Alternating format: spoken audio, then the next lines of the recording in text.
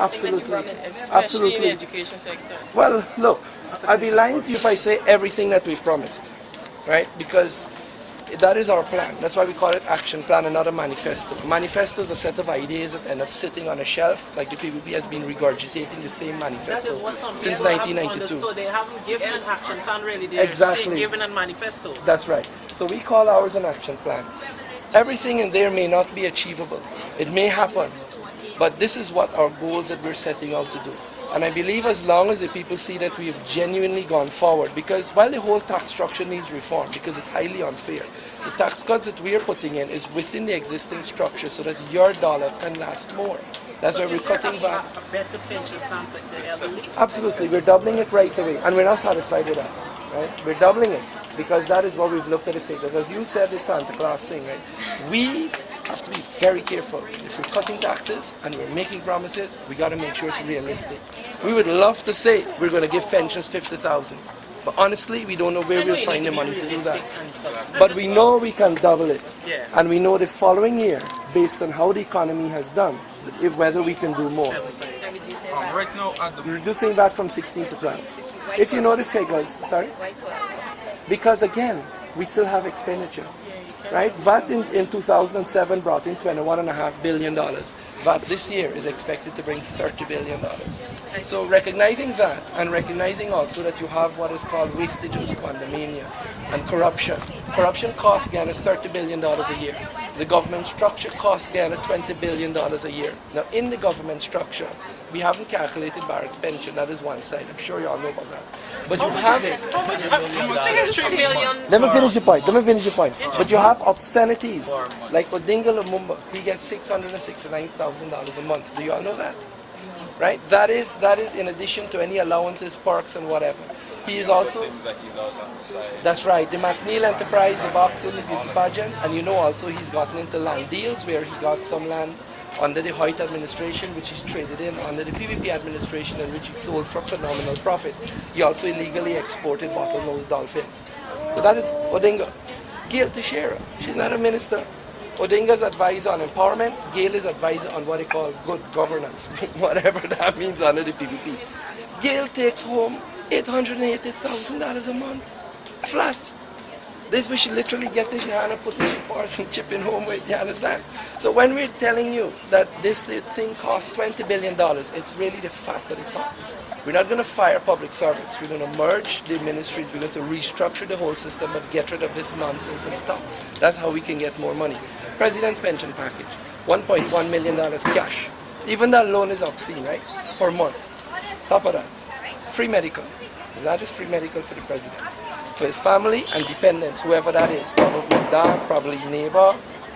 Now, it doesn't even say immediate family, right? So family can literally mean, hey, the man is me 7 cousins over there, you know, man, I get heart surgery, send it to America, y'all gotta pay.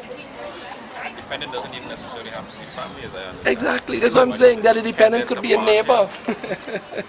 Now, there are no limits, there are no caps to the president's pension.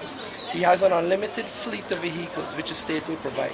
Now, y'all are... Is this after he retires? At the age of 48, he'll be 48 in January, right? So he's still 47 until then, but as soon as the election is held, it's over, and he's off as president, he gets this immediately. He so still right has away, a fleet of vehicles. you know, he will provide it with a fleet of vehicles that he requires. Now, understand where the fleet comes in, that's why I mentioned it first. He has an unlimited amount of clerical staff, an unlimited amount of what is called technical staff. So I don't know if it means from a man who could turn a screwdriver to a man who could build a supercomputer. You don't know what it is in between there, so you don't know the salaries involved. Doesn't pay light bill, doesn't pay phone, doesn't pay water. Y'all on Facebook?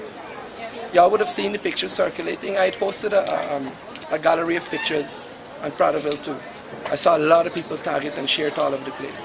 Just do a search for Jack Deo's mansion and you will find it. I saw that. Good. Now you see the pool? Yeah. You see the lights? The light bill is estimated about $300,000 a month. You understand? Where does the money to build this mansion coming from? Well, what he has done, what he's done is this. He had a house at Ogle, Prattville 1. Now, we were informed that the house was actually sold for $30 million. But in the books, in the Hansard, it is recorded as in the Gazette. Sorry, in the Gazette, it is recorded as 120 million dollars. 120 billion? Million, right? 120 million dollars. So the idea is that he's going to claim that I sold this house, Prattville 1. This is the gain I made on the house, and this is the one that I'm building. But the one that he's building there clearly cannot be built for that 120 million dollars. But that is his intention. Where the rest of money comes from would be speculation on my part. I mean, I wouldn't like to get into that. In my opinion, right, it is definitely some level of corruption or bribery because, like Eramat, remember the 29 tons of material that were sent down? Right, so it could be things like that. People who have given him things to get favors, because we know Eramat was given a whole set of Gaisuko land in Lenora. And Mirror, which was the backbone of the PPP, y'all wouldn't know this, y'all are too young. Mirror newspaper is what perpetuated the PPP from 1955 onwards. That whole compound, that whole thing was given over to Eramat. No one knows how much money is involved. So understand what the president has, maybe things that he's given my people so as to get these kinds of deals. Now, that's not. Y'all remember out there had a tower?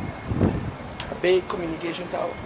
It cost 200 million Guyana dollars to move that tower, to dismantle it, piece by piece, move it.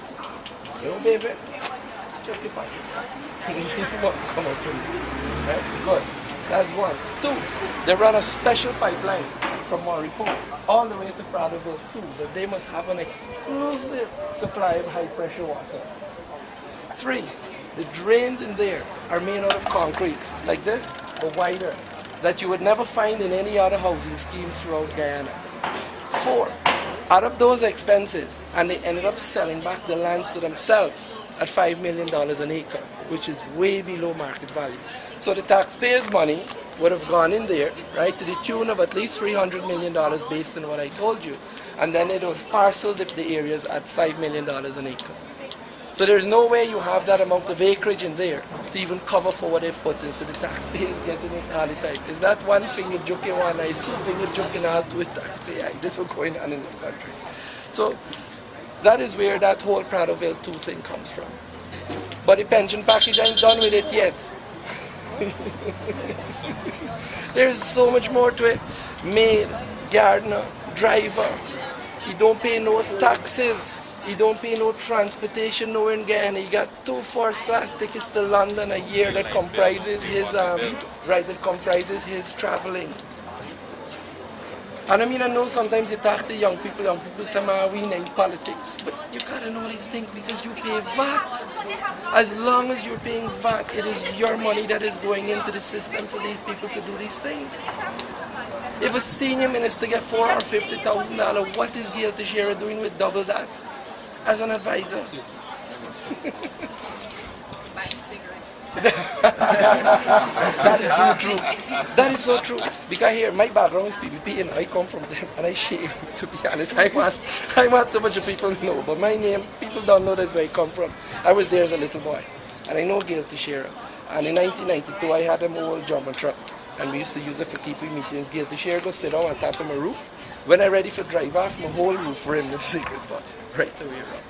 One after the next.